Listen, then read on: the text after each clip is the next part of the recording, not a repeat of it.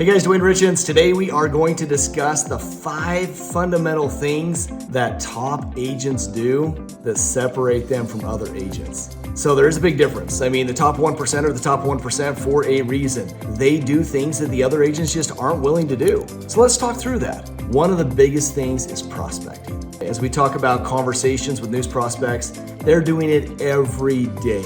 Agents in the 1% category, they're contacting new people, and you've got to have new people coming into your database or the well dries up to the point you don't stay at the top 1%. You're still going to build a huge database. You're going to be able to prospect enough to build and make a living, but you're not going to stay at the top when things get tough if you're not bringing in new clients, ones you haven't met.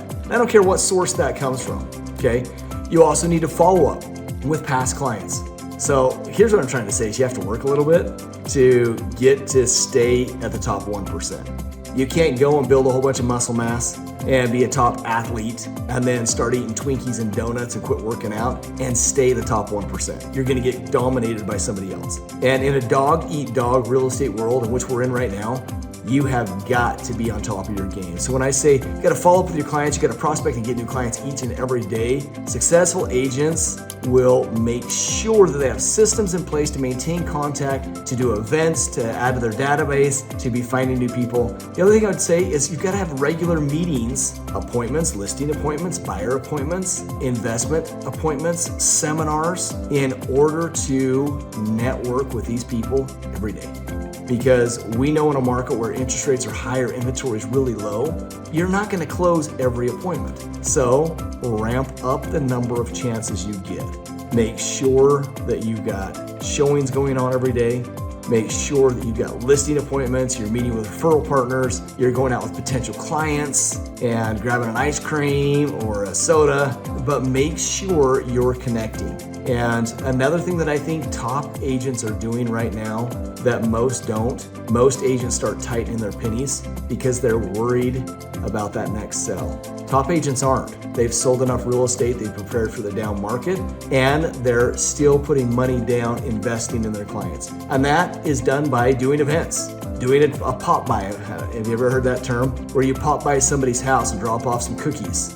When you pop by and drop off a market analysis or a candle or a trinket of some sort to connect with your clients and remind them who you are. Also, make sure you're taking care of the people that refer clients to you. Make sure you're giving nice gifts to the point that they want to refer clients to you. So in a needle in a haystack environment, that needle needs to be coming to you as a top agent because you take better care of the clients, you give better referral gifts, you're more personable, you give better customer service. So make sure you're staying at the top of your game. Conversation skills. That's another thing that's going to separate you from things that other agents aren't doing. If you're gonna stay at the top percent. And when I say conversation skills, I'm talking about the way you are able to converse with your clients to convert them. So you've got to convert at a high level because you're not gonna get a lot of chances when the market is tough. So make sure your conversion rates are really high. Now, how do you do that? Be educated. Make sure you're asking the right questions. Make sure you're on top of your game with your market knowledge. Make sure that you're studying good books that will help you close at a higher level. Have a coach. If you want to stay in the top 1%, have a coach. Have somebody teach you the rhyme and reason about how to close at a high level so that when you get those clients in front of you, you can close them. I know as I sat down with listing appointments, I was 98%. So track your numbers as well. Track how many contacts it takes to convert somebody to an under contract. Count how many listing appointments it takes to convert to under contracts to where you've got a listing taken. And know your numbers. Know your statistical data and what you need to improve to make that a better number. So there should be sets of questions that you follow up on. Make sure your routines are sharp. Top agents have set processes. They're not just gonna wing it with every client that they go to.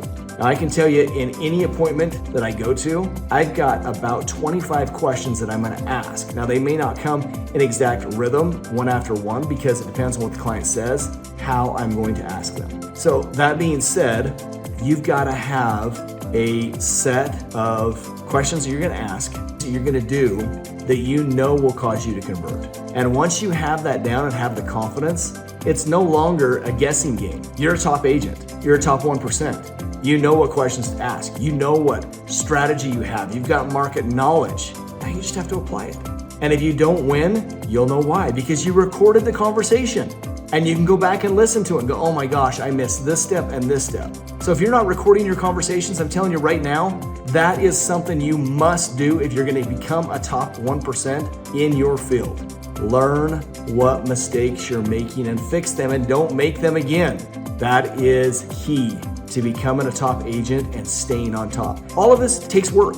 It's not something you can just say, oh man, I'm gonna sit back and wait for that friend or family to call and stay on top. Guys, if you sold 30 million last year and you wanna stay at 30 million plus and the market slows down, go prospect. So for me, I'm a huge numbers guy. I have to have 10 under contract at all times, and that kept me on top. If I didn't have 10 under contract, my wife didn't want to see me. I was grumpy, and my assistant didn't want to see me. I was grumpy. And so set standards for yourself and don't let yourself slough below those standards.